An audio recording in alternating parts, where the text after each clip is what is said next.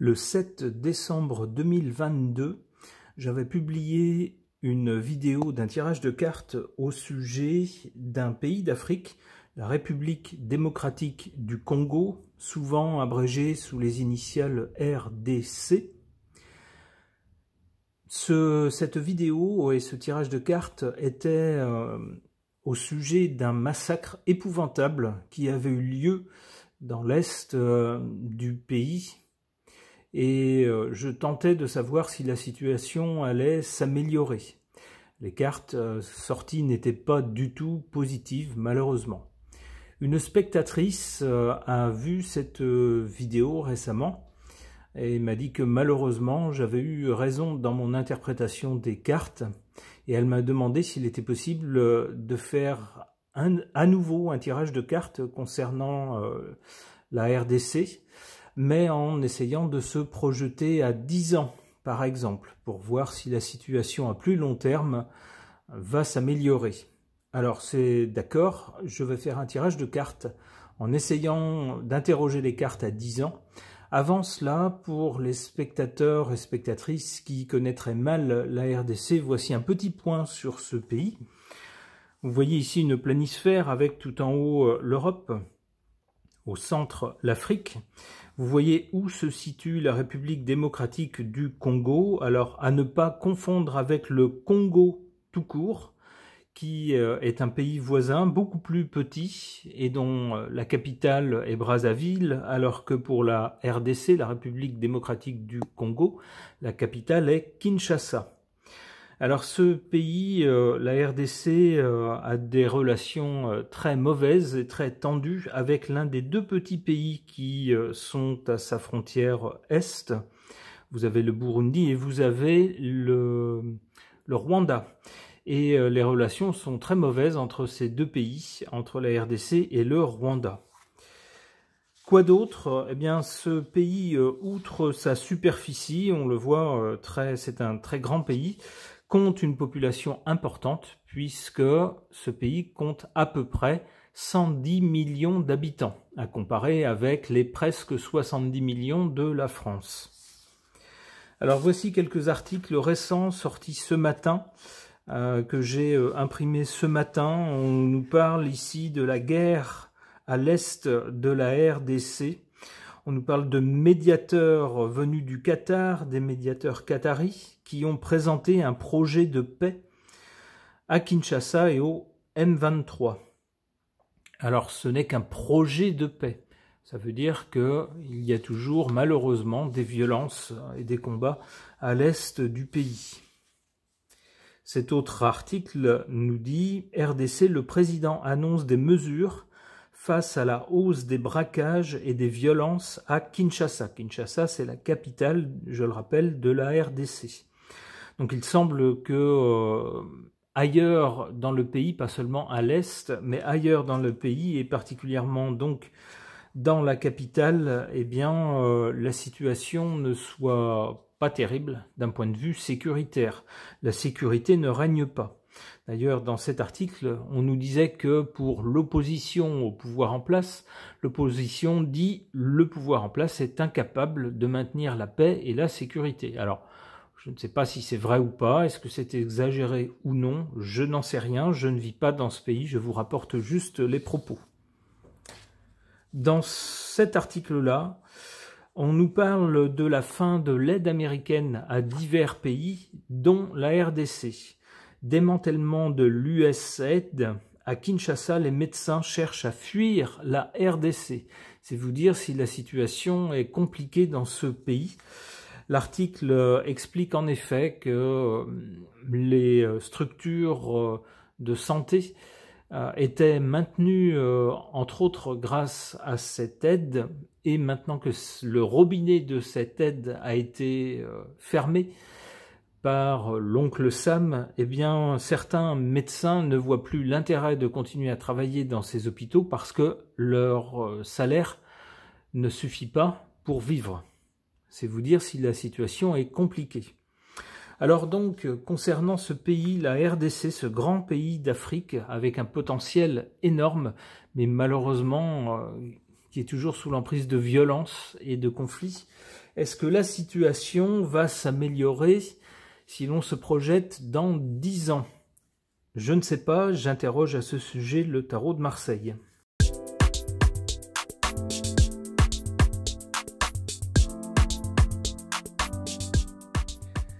Que suggèrent ces cartes au sujet de la situation de la RDC dans 10 ans? Alors, les 10 ans, ils seront plutôt de ce côté-là, du côté de l'avenir. La carte centrale nous parlant plutôt du présent et la carte de gauche du passé. Alors, qu'est-ce qu'on a dans le passé avec l'amoureux? On a une hésitation devant des choix à faire. Alors ça nous parle du passé et de sans doute certains choix qui ont été faits, alors soit par la population elle-même, par son vote, soit par les personnes puissantes de ce pays, qui ont choisi de faire ou de ne pas faire certaines choses. Pour le présent, avec cette carte de l'empereur, on aboutit théoriquement à un pouvoir assez fort avec l'empereur. On a un personnage qui non seulement a beaucoup de pouvoir dans ses mains pour régner sur le pays, pour asseoir son autorité sur le pays, mais qui en plus aurait l'envergure d'un chef d'État.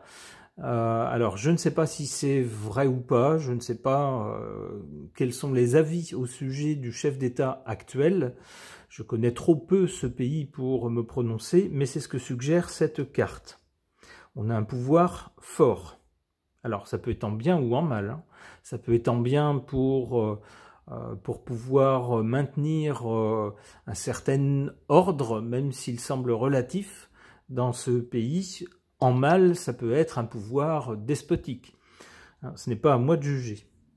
Du côté de l'avenir, donc c'est là que ça devient intéressant, puisqu'on veut se projeter à 10 ans. On a cette carte du jugement. Le jugement, ça peut être le jugement de la population, par exemple, sur les actions qui ont été faites précédemment par les gens au pouvoir. Le jugement, ça peut être également le jugement des acteurs internationaux sur la façon dont les choses sont menées dans ce pays. Le jugement en lui-même ne nous dit pas grand-chose. On va voir avec d'autres cartes dans quel sens il va.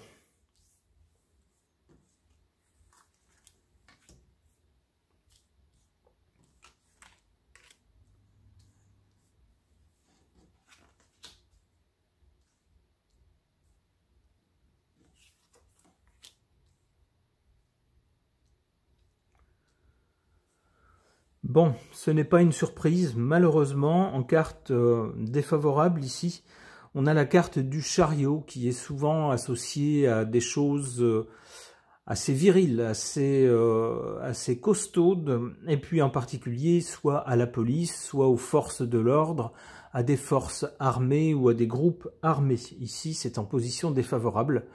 Ça correspond malheureusement aux violences qui sévissent toujours dans l'est du pays, et qui semble sévir également, au vu de l'un des articles que je vous ai présenté, qui semble régner également dans la capitale. En carte favorable, on a cette carte de la Lune. Alors la Lune, ça peut représenter des espoirs. Un espoir de la population, entre autres, puisque avec la Lune, on a l'idée d'un groupe de gens. Alors, qui peut être un club, qui peut être une famille, qui peut être l'ensemble des personnes d'un pays. C'est souvent comme ça que c'est représenté. Et ici, c'est comme ça que je le prendrais. On a malgré tout, malgré les différents conflits et peut-être aussi, comme c'est souvent le cas dans des grands pays, des différences entre différentes parties du pays. Les peuples qui ont connu peut-être des histoires différentes, qui ont des traditions différentes d'une partie à l'autre du pays, eh bien malgré tout cela, avec la Lune, il semblerait qu'on ait quand même un sentiment national, un sentiment d'appartenir à ce pays. Et ça sera une bonne chose avec la carte dans cette position. Ça semblerait nous dire également que c'est la population qui elle-même peut tirer les choses vers le haut, vers le positif. C'est-à-dire qu'il faudrait peut-être pas trop en attendre du pouvoir lui-même, des gens qui sont au pouvoir, mais plutôt compter sur la population. la débrouillardise des gens, la bonne volonté des gens, la volonté des gens de se dire, ben, au-delà des différences et puis de l'animosité qu'il peut y avoir entre un groupe et un autre, hein, on n'y arrivera jamais si on passe notre temps à se taper dessus, à vouloir se venger de bidule ou de machin qui a fait ci ou qui a fait ça. À un moment donné, il faut accepter de de coopérer tous ensemble pour le bénéfice de la nation. C'est ce que suggère en tout cas cette carte. Alors maintenant, du côté de l'avenir, qu'est-ce qu'on pourrait... Ah, bah voilà une carte tout à fait sympathique pour l'avenir. Alors, le jugement, donc, c'est qu'à un moment donné, on va faire une sorte d'état des lieux. On va analyser la situation et se dire, on en est où par rapport à ce qui a été fait avant? Maintenant, on en arrive où? Eh bien, l'état des lieux qui sera fait, ça sera que, il va falloir lancer des choses nouvelles. On ne va pas vivre sur les acquis, d'ailleurs, qui semblent assez maigres au présent. Avec le battleur, on va se lancer dans tout un tas de choses. On peut penser que ça va être également les jeunes générations, les plus jeunes générations, qui vont se dire on tourne la page du passé et nous on a plein d'idées pour l'avenir. On a des idées sur la façon dont le pays pourrait se développer, des choses qu'on pourrait mettre en œuvre avec le battleur. Alors espérons que ça va être quelque chose de sympathique. Alors avec le mat, deux possibilités d'interprétation, une possibilité positive, une possibilité négative. La possibilité négative, ça serait de dire que ça va partir dans tous les sens, que les gens vont perdre la tête et puis se mettre à faire n'importe quoi. Alors je ne crois pas dans ce contexte. Je choisirais plutôt la deuxième possibilité d'interprétation qui nous parlerait d'initiatives originales qui vont surprendre, qui ne seront pas dans ce qu'on a l'habitude de voir ou de faire. Et on va se poser un peu des questions en se disant oh là là, voilà des choses qui sont peu habituelles, mais pourquoi pas? Avec le battleur, on nous parle bien d'initiatives, de choses nouvelles qui seront originales, qui vont surprendre.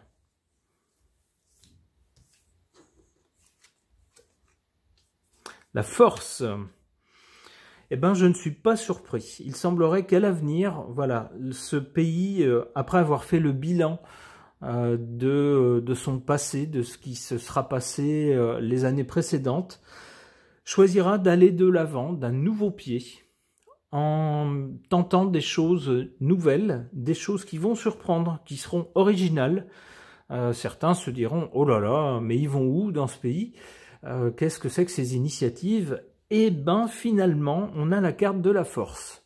C'est un pays qui, semble-t-il, alors je peux me tromper dans mon interprétation, mais c'est comme ça que ça m'apparaît, avec la force, je pense que c'est un pays avec lequel il faudra compter à l'avenir. Un pays qui va s'imposer. Ok. Concernant la RDC, la République démocratique du Congo, qui connaît ces dernières années et même maintenant des heures très sombres avec beaucoup de violence dans la partie est du pays, mais également ailleurs, dans la capitale par exemple. Et pour tenter de voir ce que les cartes suggèrent pour l'avenir à plus long terme de ce pays, en particulier à 10 ans par exemple, j'interroge cet oracle du 6e jour de Fil Voyance.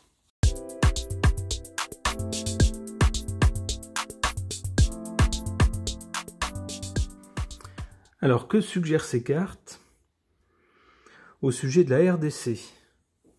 L'idée étant de se projeter à l'avenir dans 10 ans. Du côté du passé, on a cette carte de la tendresse. Alors, selon moi, je me fierais pas trop à ce qui est noté ici, puisque la tendresse, j'ai au contraire l'impression que ce pays n'a pas été très gâté. Lorsqu'on voit son histoire, c'est une histoire qui est jalonnée de violence, parfois de violence terrible. Bon, on ne va pas remuer le passé, mais je me fierai donc pas à ce mot-là. Mais qu'est-ce que je vois sur l'image? Sur l'image, on voit une chaise, une sorte de fauteuil très stylé qui fait penser à des gens aisés ou à une forme de pouvoir. Ça pourrait être un trône, par exemple, le trône de quelqu'un qui siège au sommet de l'État. Mais on ne voit pas une personne sur ce trône, on voit un chat. C'est-à-dire, c'est comme si le siège du pouvoir, littéralement, était vacant. Il n'y avait pas une personne digne de ce nom sur ce trône. Alors, cette carte est du côté du passé, mais ça peut nous dire que du côté du pouvoir, dans le passé, il n'y a pas toujours eu des personnes à la hauteur. Alors, ça pourrait expliquer pourquoi le pays maintenant est en proie à la violence. Alors pour le présent, on a cette carte du secret. Ça, cette fois-ci, c'est très parlant. En tout cas pour moi, je comprends cette carte dans le sens où on ne sait pas tout. On nous rapporte certaines informations, on fait un constat de ce qui se passe dans ce pays, mais ça n'explique pas les choses, ça n'explique pas pourquoi ce pays est dans la situation où il est actuellement. Il y a des choses qu'on ne sait pas, qui ne sont pas dites, qui restent secrètes. Alors peut-être pas pour tout le monde, hein. Il y a certainement des gens qui savent, qui sont au courant, mais le grand public, de façon générale, ne sait pas tout. Alors du côté de l'avenir, qu'est-ce qu'on a? On a la maison. Alors la maison, c'est plutôt une carte rassurante. On voit ici une maison, ma foi, qui semble plutôt jolie. On voit que les choses sont plutôt en ordre. Et alors la maison, ça nous parle aussi de ne pas s'éparpiller partout, mais de, grosso modo, rester chez soi, de s'occuper des choses domestiques. Donc à l'échelle d'un pays, on va peut-être avoir un pays qui, justement, même si c'est un grand pays, si c'est un pays qui a beaucoup de ressources, si c'est un pays qui a de nombreux voisins, et qui donc peut se permettre d'avoir des ambitions internationales, c'est tout à fait normal, va peut-être préférer dans un premier temps s'occuper de la situation à l'intérieur de ses frontières, en se disant, avant de développer des choses à l'étranger avec d'autres pays, eh bien mettons de l'ordre chez nous, à l'intérieur des frontières. C'est comme ça que je comprends cette carte.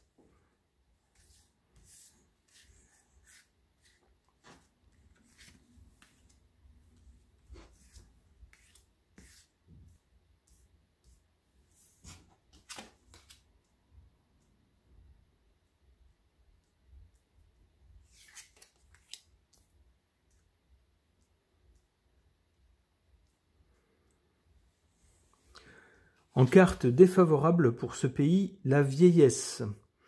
Alors j'y verrai surtout une carte qui fait allusion au temps et aux choses qui durent. Et oui, malheureusement, la violence ne date pas d'hier dans ce pays. Et plus ça va, plus ça s'installe. En quelque sorte, le pays n'arrive pas à mettre fin à la violence sous une forme ou sous une autre. Ça semble devenir une des caractéristiques du pays, malheureusement. Il ne faudrait pas que ça perdure. En carte favorable, en carte forte, la trahison. Alors comment est-ce qu'une trahison peut être favorable? Eh bien, à un moment donné, lorsque certains partenaires du pays, par exemple, ou certaines personnes dans les rouages du pouvoir, auxquels on faisait confiance et dont on découvre qu'ils ne sont pas forcément bien intentionnés, eh bien à ce moment-là, il est légitime de les trahir, de se dire « Eh bien, je comptais sur vous, je pensais que vous étiez de bonne foi, je m'aperçois que vous faites des choses mauvaises, et bien du coup, je vous trahis, je vous laisse tomber. » C'est comme ça que je comprends cette carte de la trahison, c'est-à-dire que pour ce pays, il ne faudrait pas, c'est ce que suggère cette carte, hésiter à couper des branches mortes ou couper des branches pourries, soit à l'intérieur du pays, s'il y a des personnes dans les rouages du pouvoir qui sont mal intentionnées envers le peuple, envers le pays, envers les intérêts du peuple dans son entier, l'unité nationale et les intérêts du pays dans son entier. Ça arrive dans tous les pays du monde. Vous avez parfois dans les rouages du pouvoir des personnes qui travaillent pour leur propre poche et à l'encontre des intérêts du pays. Eh bien, évidemment, dans ce cas-là, il ne faut pas hésiter à se séparer de ces personnes, les éjecter. Alors ça peut être aussi des partenaires situés à l'extérieur du pays, des partenaires étrangers sur lesquels on comptait, qu'on pensait de bonne foi, et on s'aperçoit que finalement, ils sont de mauvaise foi, ils sont mal intentionnés. Eh bien, dans ce cas-là, ne pas hésiter à s'en séparer.